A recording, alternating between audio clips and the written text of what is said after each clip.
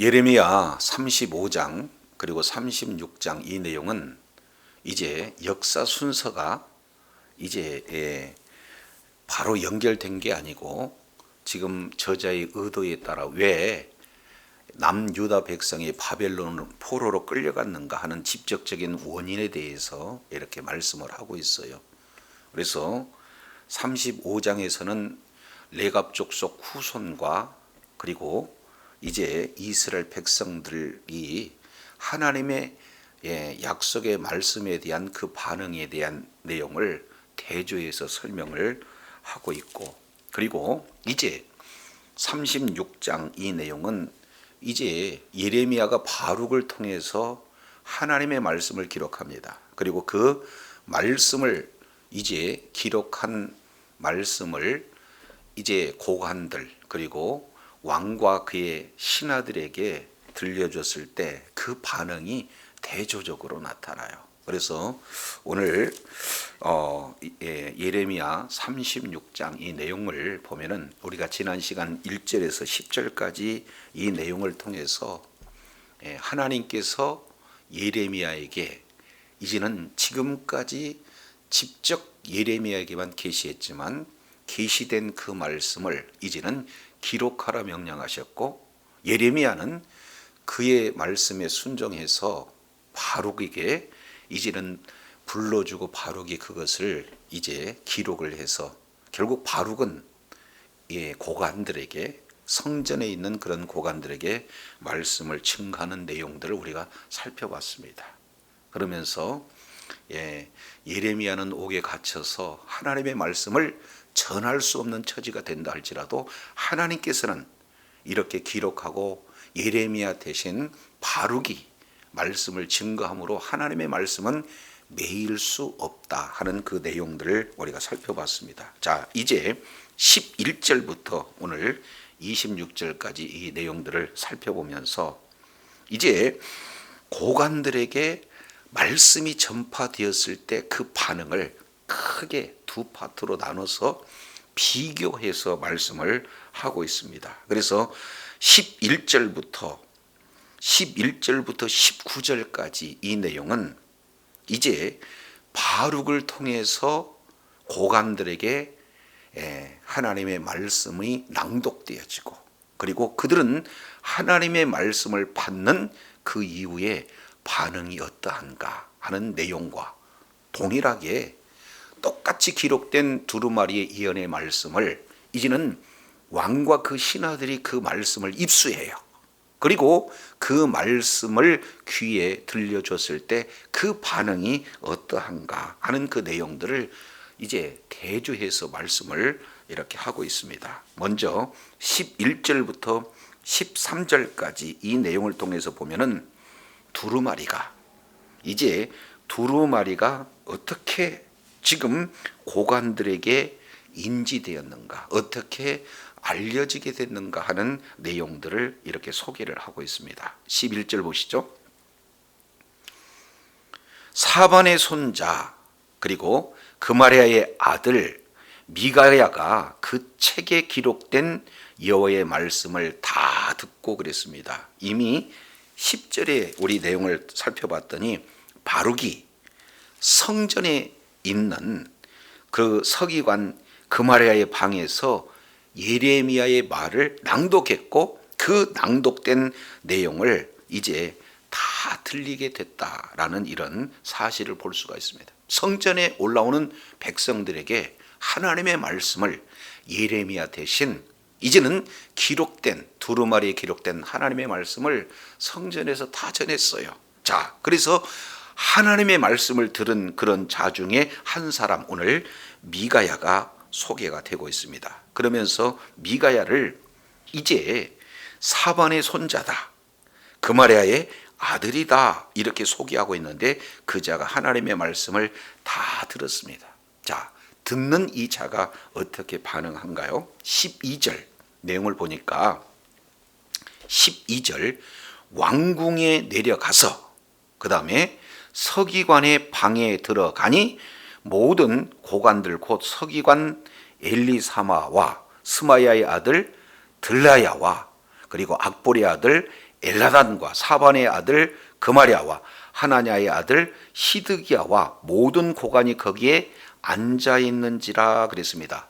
세 가지 동사를 통해서 하나님의 말씀이 어떻게 구체적으로 증거되고 있는가 하는 내용을 소개하고 있죠.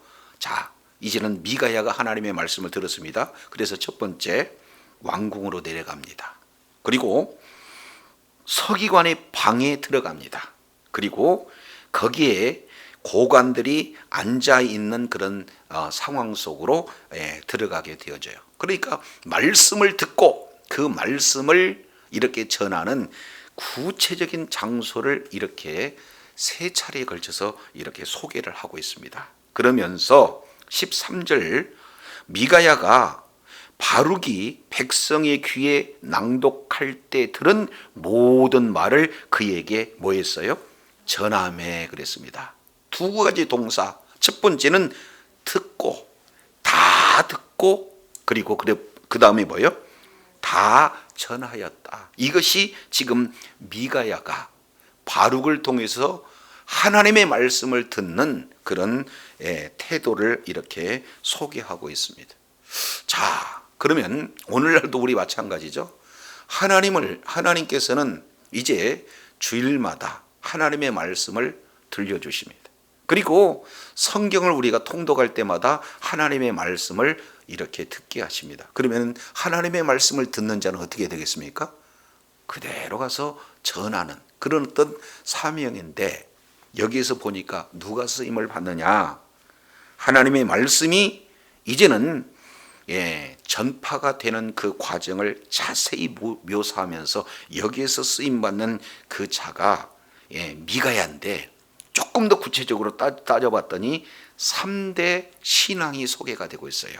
첫 번째 사반의 손자, 그리고 두 번째 그마랴의 아들, 세 번째 미가야 그랬습니다. 그러니까 이 미가야는 그 자신이 매우 경건해서 하나님의 말씀을 듣고 그것도 자세히 다 들었다.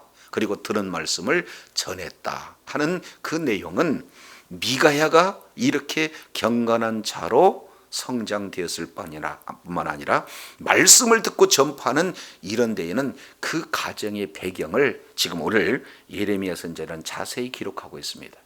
그러니 여기서 보면은 이제는 사반의 가정이 이렇게 경건한 가정이었다라는 사실들을 우리가 살펴보게 됩니다. 이 내용은 열왕기 하 22장 3절부터 14절까지 이 내용을 살펴보면은 요시야 왕이 이제는 종교 개혁을 했을 그때 당시부터 경건한 자가 누구였느냐? 사반이었다. 그래서 사반은 그 아들에게 그리고 손자에게 신앙 전수가 잘 이루어졌고, 예레미야 당시 많은 자들이 하나님의 말씀을 사실은 대적하거나 외면한 그런 상태에도 불구하고 하나님의 말씀을 듣고 그 말씀을 귀하게 여겨서 이제 고관들에게 증거하는데 왕궁에 내려가고 서기관의 방에 들어가서 거기 앉아있는 고관들을 향해서 하나님의 말씀을 대언하는 이런 모습들을 보게 됩니다. 자, 그랬을 때 미가야를 통해서 이제 고관들이 이제 하나님의 말씀을 이렇게 전해 듣게 됩니다. 자, 그랬을 때 14절 이 고관들의 반응이 14절에 이렇게 기록이 되고 있습니다. 이에 모든 고관이 구시의 증손 셀레미야의 손자 느다냐의 아들 여우디야를 바룩에게 보내 이르되, 너는 백성의 귀에 낭독한 두루마리를 손에 가지고 와라. 그리고 네리의 아들 바룩이 두루마리를 손에 가지고 그들에게로 오니, 이렇게 표현을 하고 있어요. 자, 그러면은 이 사람들이 들었던 그 내용이 참으로 기가 막힌 말씀이거든요. 그래서 전한 미가야보다 이 두루마리에 기록한 바룩을 요청하는 데 있어서 누구를 보냈냐? 14절 보니까 여후디를 보내요. 근데 이 여후디를 보낼 때 여후디를 소개하고 있는데 이제 아예 4대 족보를 기록하고 있습니다. 그러면은 이 4대 족보를 기록하고 있다는 것은 한 사람 바룩을 오라고 초청하는 데 있어서 간단한 인물을 보내는 거요, 아주 신중하게 선택한 자를 보낸다는 겁니까? 그렇습니다. 그래서 이렇게 아주 선별된 야후디를 이렇게 보내고, 그리고 이어서 낭독한 두루마리를 직접 손에 좀 가져오시오라고 정중하게 지금 부탁하고 있는 것을 볼 수 있어요. 그리고 그 두루마리의 손을 가지고 이제 갔어요. 자, 세 번째 파트입니다.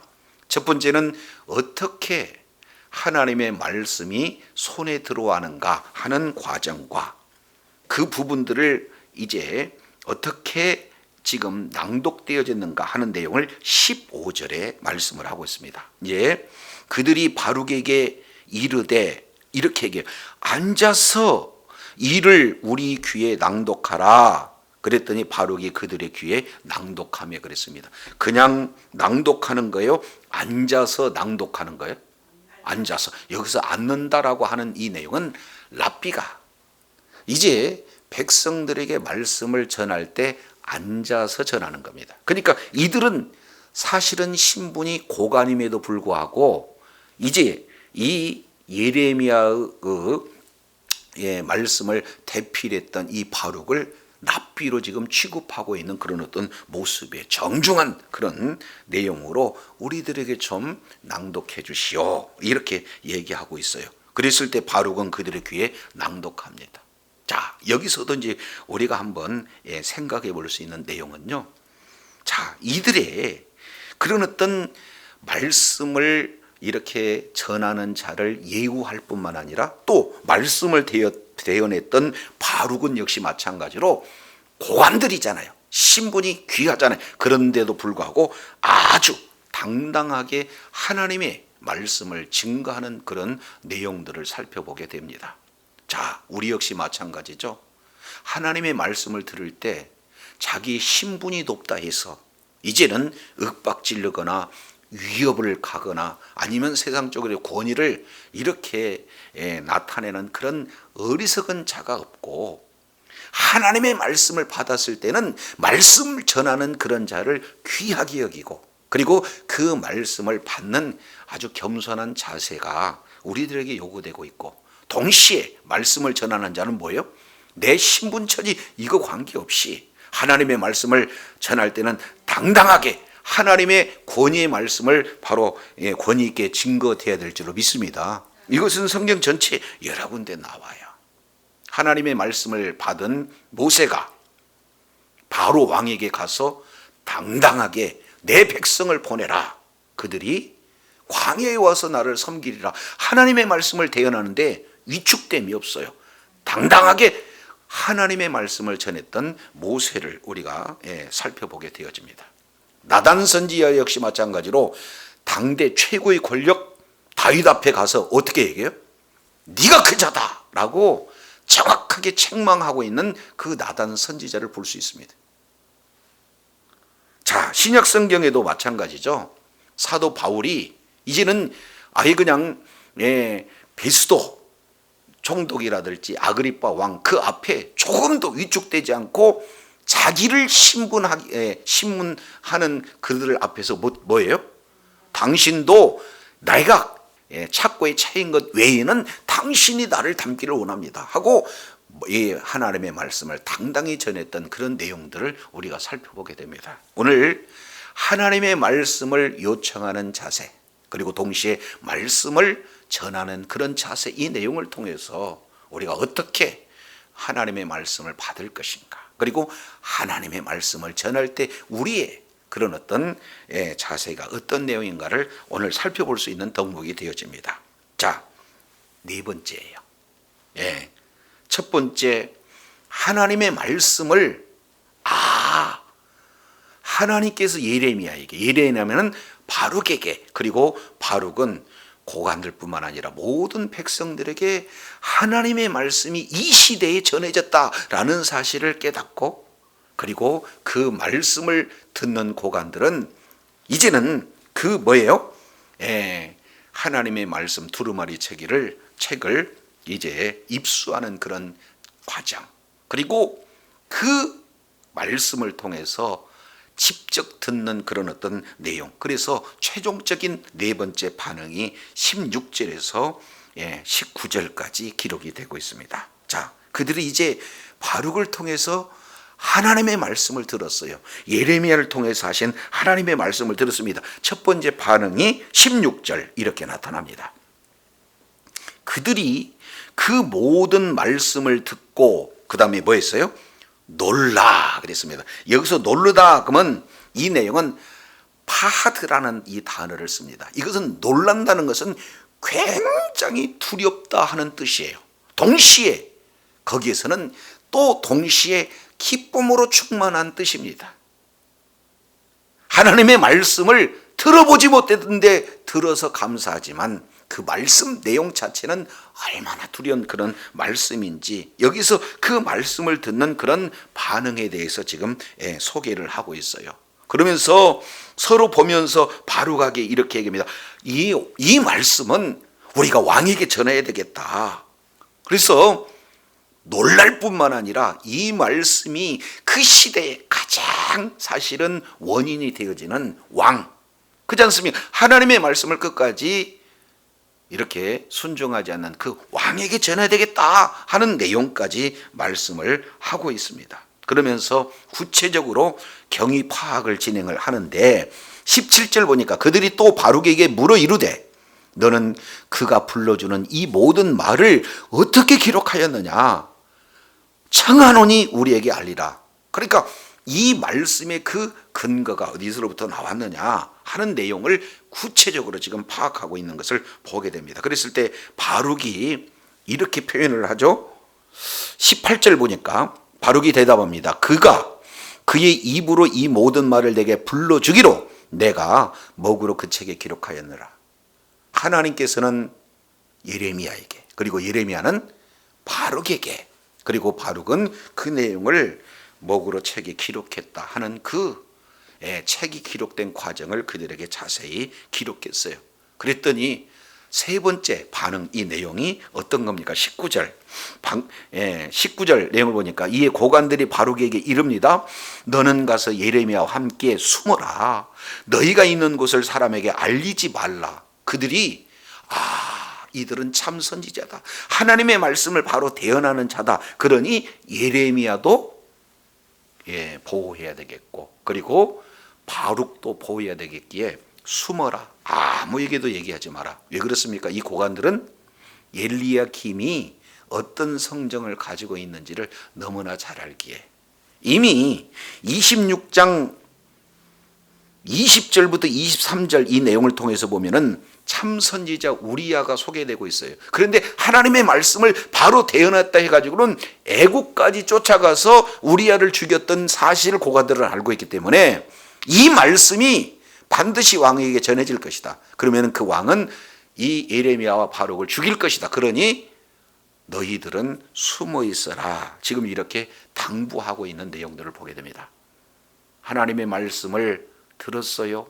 그 나타나는 반응이 첫째, 하나님의 말씀의 그 권위로 두렵고 떨었던 내용들을 살펴볼 수 있고, 그리고 이 내용은 우리도 지켜야 되겠지만 왕도 이렇게 지킬 부분이기 때문에 왕에도 전해야 되겠다.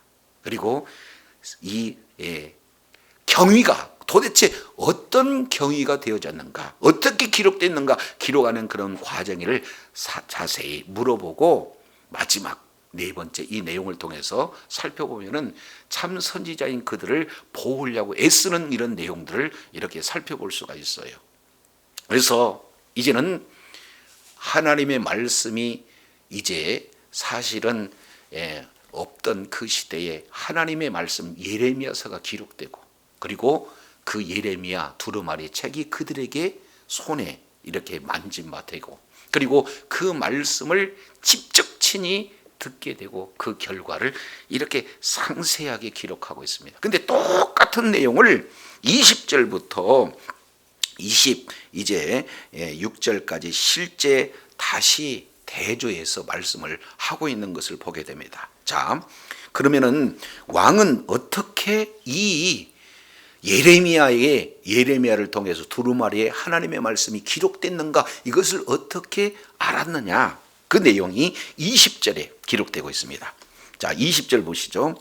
그들이 두루마리를 서기관 엘리사마의 방에 두고 뜰에 들어가 왕에게 나가 이 모든 말을 왕의 귀에 아뢰니, 이렇게 말씀을 하고 있습니다. 그러니까 결국 이 내용은 이미 고관들이 고백했던 그런 내용처럼 우리가 이 말씀을 왕에게 가서 알리겠습니다 했던 그 내용대로 고관들을 통해서 왕이 두루마리의 왕에 대한, 그리고 이 남유다의 멸망, 심판에 대한 그런 내용들을 기록하고 있는 것을 이제 알아듣게 되는 거예요. 자, 그러면서 이것을 다시 조금 더 이렇게 표현을 해보겠습니다. 자, 11절부터 13절까지 이 내용을 20절로 지금 요약해 놓고 있는 거죠. 자, 어떻게 하나님의 말씀이 고관들에게 이렇게 들려지는가 하는 그 내용을 자세히 기록했잖아요. 장소도 왕궁에서 서기관의 방에 들어가서 거기에 앉아있는 그곳에서 방백들도 구체적으로 이렇게 증거됐다는 그런 사실을 자세히 기록한 반면, 여기서는 왕이 아는 것은 어떻게 되는 거예요? 그런 고관들에게 들어서 알고 있다 해서 서로 지금 비교해 내고 있는 내용을 살펴보게 됩니다. 자, 그런데 입수하는 과정도 보세요. 14절 내용을 보니까 여우디에 대해서 그 말씀을 이제 자기들의 손에 갖기까지의 그런 과정에 여우디를 어떻게 표현하고 있습니다. 자세히 이렇게 표현하고 예의를 다해서 지금 두루마리를 가져오라고 요청하는 그런 어떤 내용인 반면, 21절 왕은 어떻게 해요? 여우디를 그냥 보냅니다. 수시가 없죠. 그리고 두루마리를 가져오라 그냥 명령하는 것으로 끝이에요. 그러니까 하나님의 말씀을 대하는 그런 자세를 지금 어떻게 해요? 아는 단계부터 손에 이렇게 쥐는 그런 단계까지 비교해서 보니까 똑같은 과정을 겪지만 그 대하는 자세는 너무도 다르다라는 사실을 지금 살펴보게 됩니다. 세 번째 내용을 통해서 보면은 이제 그 말씀을 읽는 거예요. 낭독하는 그 내용이 지금 소개가 되고 있죠.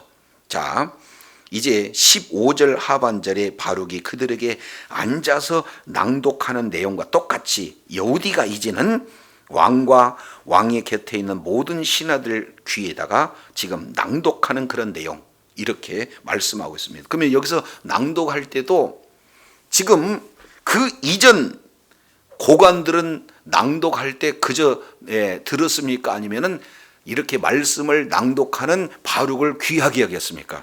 근데 여기서는 귀하게 여기는 내용 다 빠졌다 그 말이죠. 그러니까 아예 이제 뭔가 말씀을 전했을 때 그 사모함이나 간절함이나 겸손한 태도는 찾아볼 수 없는 그런 모습들을 우리가 살펴보게 됩니다. 그러면서 22절부터 26절까지 아주 장황하게 말씀을 듣는 이후의 반응을 이렇게 소개하고 있는 것을 보게 됩니다. 자, 22절 보실까요? 22절. 그때는 아홉째 달이라 왕이 겨울 궁전에 앉았고, 그리고 그 앞에는 불피운 화로가 있더라. 지금 고관들하고 지금 대조를 해보면은 고관들은 지금 어떻게 있습니까? 서기관의 방에 들어가 있어요. 그리고 거기서 모두들 모여 앉아 있는 이런 내용을 통해서 보니까 어떻게든지 국사를 그리고 책임감 있게 잘 운영하려고 하는 그런 일하는 자세가 이렇게 자세히 표현되어 있다면, 왕은 어때요? 겨울 궁전에 있고 불 피운 화로가 있다. 그러니까 뭔가 국정에 최선을 다하는 모습입니까? 아니면 조금 더 국정에 외면한 그런 어떤 모습입니까? 조금 내용을 보니까 지금 한가로운 그런 태도를 겨울 궁전 그리고 불 피운 그런 화로, 이런 내용들로 지금 이렇게 말씀하고 있어요. 근데 이때가 언제냐? 때는 9월이다. 이렇게 얘기했어요. 지금 이렇게 한가할 때가 아니거든요. 왜 그러냐면 여호야김, 시드기야 이 내용을 보면은 1차에서 바빌론 4차까지 내용 가운데 이미 바빌론 1차 침략이 이루어지고 예레미야를 통해서 왕이여 2차 바벨론으로 침략이 됩니다. 이런 바로 하나님의 말씀을 듣는 그 상황임에도 불구하고 왕이 지금 이런 처지로 있어요. 고관들은요 어떻게든지 이 문제를 어떻게든지 해결할까 집중하는 반면 왕은 태연합니다. 그런 상황에서 말씀 그래 한번 읽어봐 이런 어떤 내용으로 지금 말하고 있는 거예요. 그러면서 첫 번째 반응이 23절에 놀랍게 나타납니다. 여우디가 서너 쪽을 낭독하면 왕이 칼로 그것을 연하여 베어 그리고 화로불에 던져서 두루마리를 모두 뭐 했어요? 조금 읽어봐. 마음이 안 드니까 칼로 찢어가지고 그리고 그것을 화로불에다 넣는 이런 모습이에요. 아니 하나님은 말씀 한마디로 온 천지 우주 만물을 창조하시는 그런 가장 이제 창조주 하나님 높이 계신 그런 하나님 아니겠어요? 그런데 피조물인 그것도 지금 멸망 직전에 있는 그래서 하나님께서 그런 자를 회개시켜서 지금 어떻게든지 구원시키고자 하는 그런 연약한 존재에 불과한데 그 남유다의 왕이랍시고 지금 하나님의 말씀에 대해서 이렇게 아예 신성모독하는 이런 죄악이 그대로 나타나고 있는 것을 보게 됩니다. 두 번째요. 24절 내용을 보니까 왕과 그의 신하들이 이 모든 말을 듣고도 두려워하거나 자기들의 옷을 찢지 아니하고 그랬습니다. 이 내용을 통해서 보면은 자 16절 고관들의 반응을 보니까 이 모든 말씀을 듣고 그리고 26절에도 왕과 그 신하들이 이 모든 말씀을 듣고 똑같아요. 근데 반응은 고관들은 뭐예요? 놀랐다라고 지금 표현한 반면 이들은 뭐예요? 두려워하지 않아요. 놀라지 않아요. 옷을 찢지도 않아요. 다른 말로 회개하지 않습니다. 지금 멸망을 선포하는 하나님의 말씀을 듣고도 지금 반응이 이런 상황이 되어진다라는 것을 보게 됩니다. 세 번째 25절 더하죠. 엘라단 그리고 들라야 그리고 금하랴 이 세 사람이 왕께 두루마리를 불사르면 안 됩니다. 두루마리를 불사르지 마시옵소서 이렇게 아뢰어도 왕은 뭐 했어요? 몰라서 그런 게 아니라요. 지금 적극적으로 말리고 있음에도 불구하고 이 화로에다가 하나님의 말씀을 찢어서 태우는 이런 신성모독을 지금 끝까지 이렇게 진행을 하고 있는 내용들을 보게 됩니다. 네 번째 반응 내용을 보니까 26절 이렇게 표현을 해요. 왕의 아들 여라무엘과 아스리엘의 아들 스라야와 압디엘의 아들 셀레미야에게 명령하여 서기관 바룩과 그 다음에 뭐예요? 선지자 예레미야를 잡으라 이렇게 명령했다 그 말이에요. 그러니까 하나님의 말씀을 완전히 지금 회방하는 것도 신성모독으로 아주 강력한데 하나님의 말씀을 대언하는 자 하나님의 말씀을 전하는 그런 자들을 뭐 하는 거예요? 죽이려고 지금 애쓰고 있는 모습들을 이렇게 보게 됩니다. 왜? 하나님의 말씀이 그들에게 책망이니까 하나님의 말씀이 멸망을 선포하니까 그거 듣기 싫다는 거예요. 그러니까 이 내용을 듣게 되어지면 그대로 되어지니까 듣기 싫다 태워버리고 찢어버리고 지금 이렇게 진행하는 그런 어떤 모습들을 살펴보게 됩니다. 자, 오늘날 역시 마찬가지죠. 예수 그리스도를 믿는 믿음이 있어야 천국입니다. 구원받습니다. 그런데 이제 이 말씀을 굉장히 듣기 싫어하는 그런 어떤 사람들은요 얼마나 그 반응이 심각하게 나타나는지 몰라요.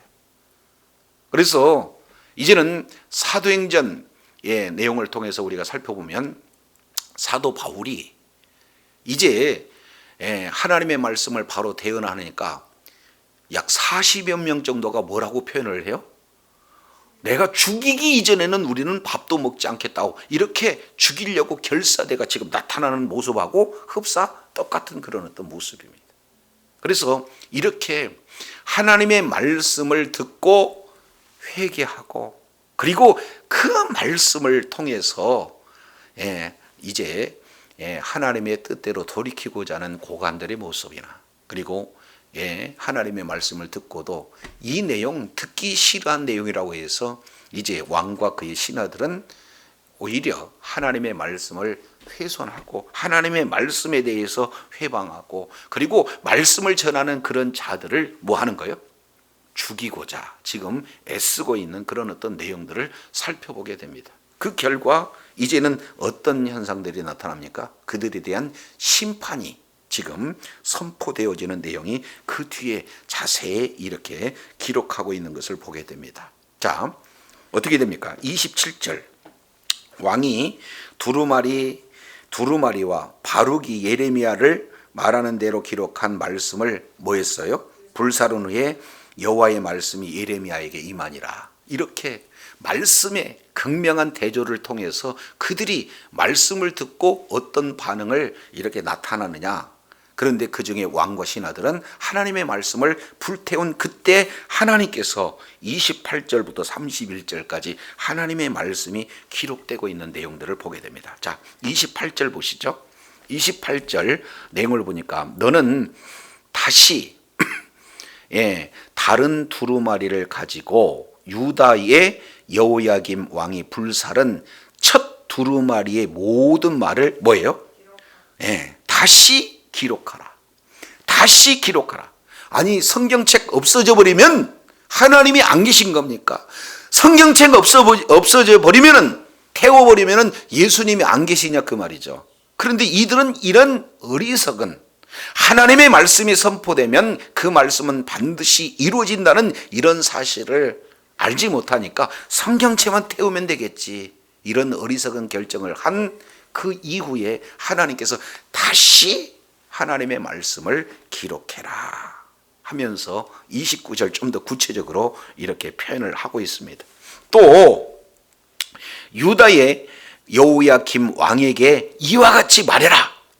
여호와의 말씀에 내가 이 두루마리를 불사르며 말하면서 내가 어찌하여 바벨론 왕이 반드시 와서 이 땅을 멸하고 사람과 짐승과 이 땅에서 없어지게 하리라 하는 이 말을 왜 이 두루마리에 기록하느냐, 이렇게 했다는 거예요. 그러니까 왜 그들이 불살랐다는 거예요? 책망하니까.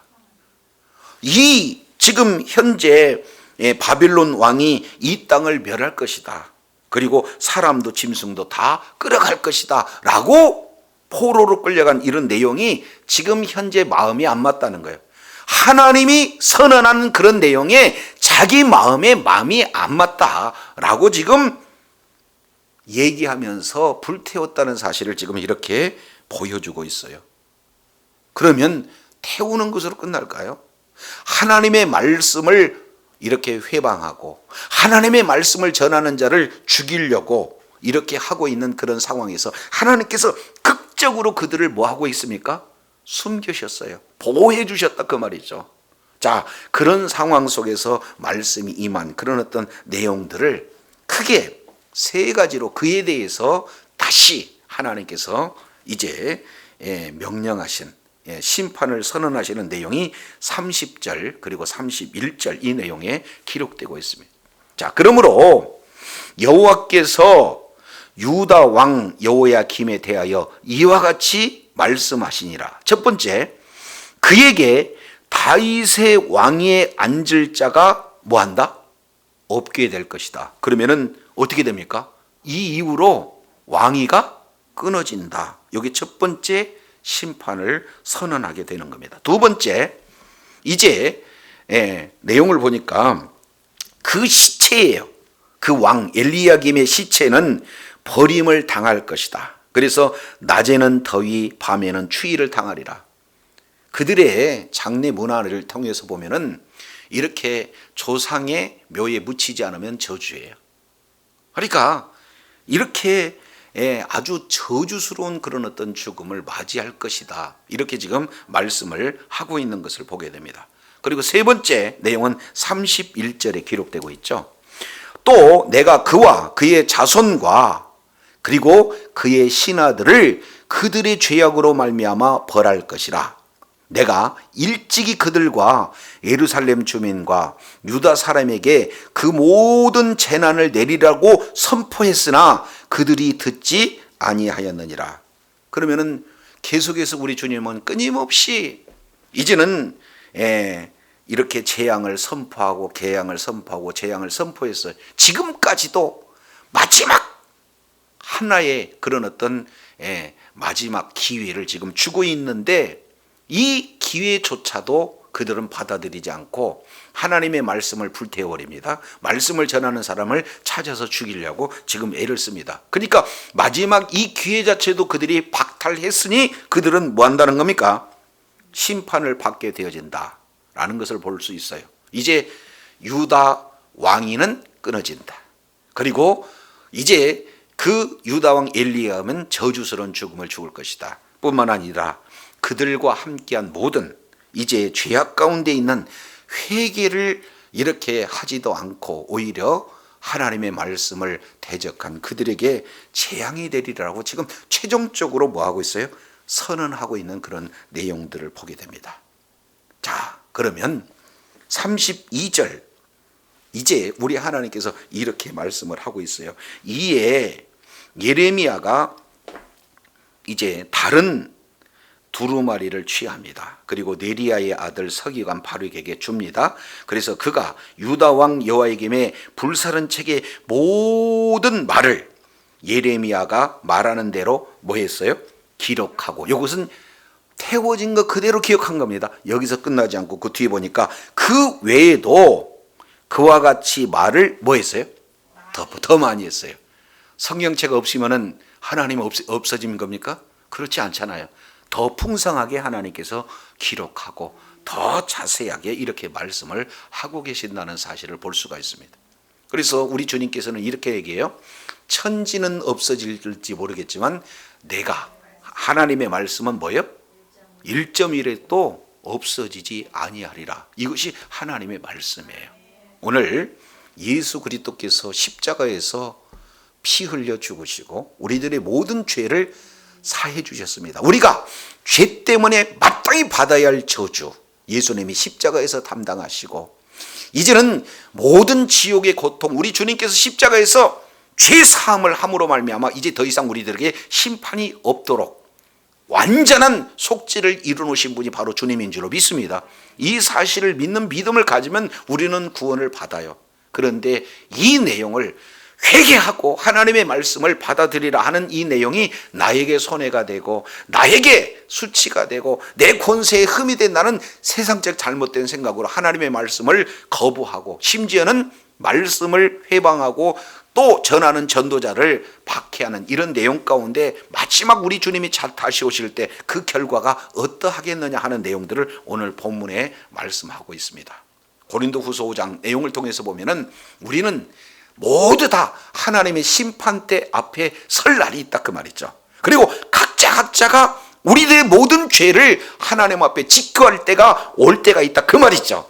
그랬을 때 예수님을 믿는 믿음을 가진 자나 믿지 않는 자가 확연하게 구별된다는 사실을 우리가 살펴보면서 오늘 말씀을 대하는 그 과정을 첫 번째는 하나님의 말씀이 기록됐다는 것을 인지하는 상태, 알아요. 그리고 그 말씀을 이제 입수하는 상태, 그리고 그 말씀을 낭독하고 듣는 그런 어떤 과정. 그래서 그 말씀을 듣고 고관들은 철저하게 변화된 내용들을 살펴봅니다. 반면 똑같은 말씀을 왕과 그 신하들은 이제는 듣기도 하고 입수하기도 하고 그리고 그 말씀을 낭독했을 때 똑같이 듣기도 하지만 그 반응의 내용은 크게 두 가지로, 자세하게 네 가지 말씀드렸죠. 크게 두 가지로 하나님의 말씀을 회방하고 말씀을 전하는 그런 사람들을 박해하는 그런 어떤 모습으로 최종적인 하나님의 세 가지 어떤 심판의 메시지가 증거되는 것을 우리가 살펴보게 되어져요. 주님 오시는 그날까지 저도 여러분도 하나님의 말씀은 바로 생명이에요. 전파되면, 하나님의 말씀이 선포되면 그대로 이루어질 줄로 믿습니다. 그래서 말씀은 사건이에요. 말씀은 그 사건으로 되기 때문에 말씀 자체가 역사다. 그래서 우리가 살고 있는 모든 역사는 우연이 아니라 하나님의 말씀의 역사인 줄로 믿습니다.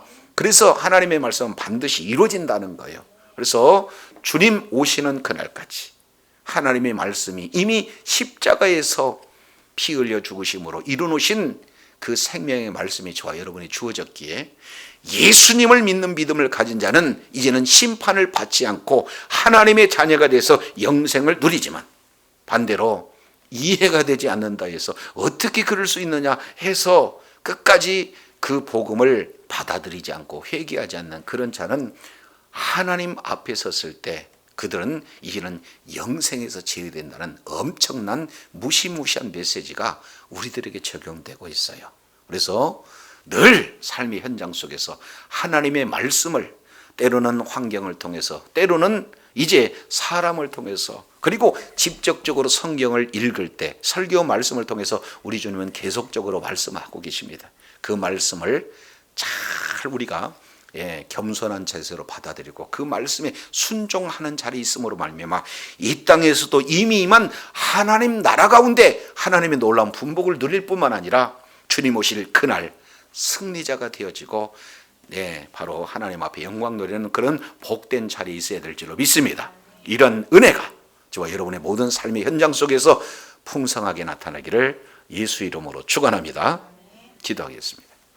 하나님 아버지, 오늘 예레미야 35장 36장은 이제 시간을 10여 년 전 거슬러 올라가서 왜 남유다가 심판받을 수밖에 없는가 하는 그 구체적인 내용, 이 부분들을 말씀하시면서 이제 하나님 아버지 내가 후손들과 이스라엘 백성들을 이제는 하나님의 말씀에 순종하는 것을 직접 비교하고, 그리고 오늘 고관들과 왕과 그의 신하들을 하나님의 말씀을 이제 낭독한 이후에 말씀을 듣는 이후에 이 태도를 직접적으로 비교하면서 정말로 하나님의 말씀을 끝까지 불순종할 뿐만 아니라 최종적인 기회조차도 회개하지 않고 오히려 하나님의 말씀을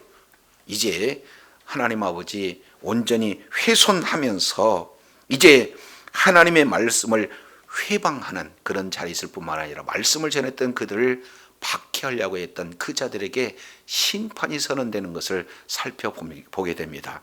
주님 오시는 그날까지 정말로 예수 그리스도를 믿는 믿음 끝까지 변질되지 않고 굳건히 잡을 뿐만 아니라 날마다 이렇게 여호와의 힘과 그의 신하들 같이 완악한 그런 자들에게도 끝까지 예수 그리스도의 그 생명의 복음을 증거하여 그들 또한 회개하여 주님의 품으로 이끌 수 있도록 하나님 복된 자리에 있게 도와 주옵소서. 끝까지 의로운 병기로 쓰임받게 도와 주옵소서. 감사드리며 우리 구주 예수님 이름으로 기도드립니다. 아멘.